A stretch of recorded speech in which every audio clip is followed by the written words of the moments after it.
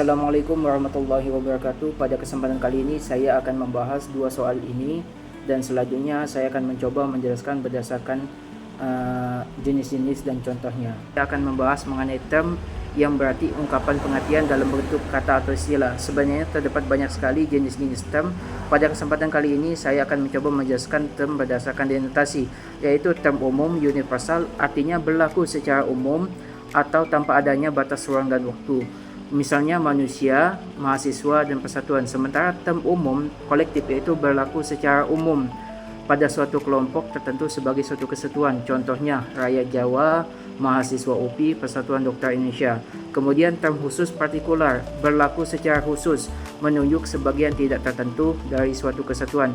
Misalnya sebagian manusia, beberapa mahasiswa, dan sebagian dokter. Sesat pikir yaitu kekeliruan pada prinsip penalaran sehingga menghasilkan suatu kesimpulan yang salah. Menurut ahli logika, ada tiga macam sesat pikir, yaitu sesat pikir formal yang berarti kekeliruan terhadap bentuknya. Contohnya, semua unggas adalah binatang bertubuh kecil.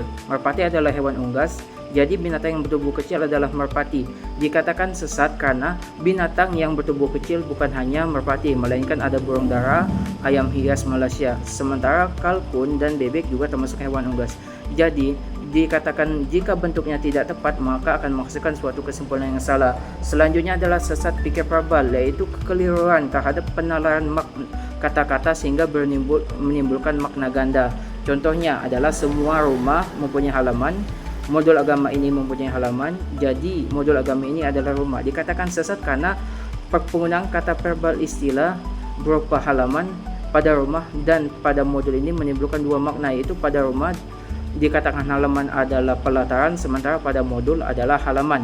Jika bentuk verbal yang digunakan bermakna ganda, maka akan menimbulkan suatu kesimpulan yang salah. Selanjutnya adalah sesat pikir material, yaitu kekeliruan penalaran terhadap isinya. Contohnya, semua unggas adalah binatang bertubuh kecil.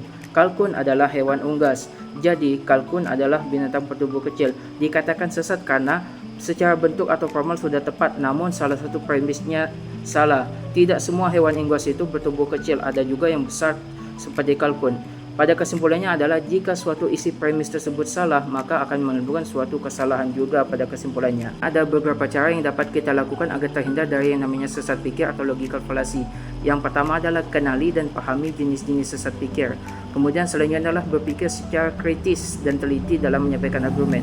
Selanjutnya adalah argumen yang kita sampaikan harus berdasarkan fakta dan bukti yang nyata. Kemudian yang terakhir adalah argumen yang fokus pada argumen yang kita sampaikan, jangan menyerang personal individu.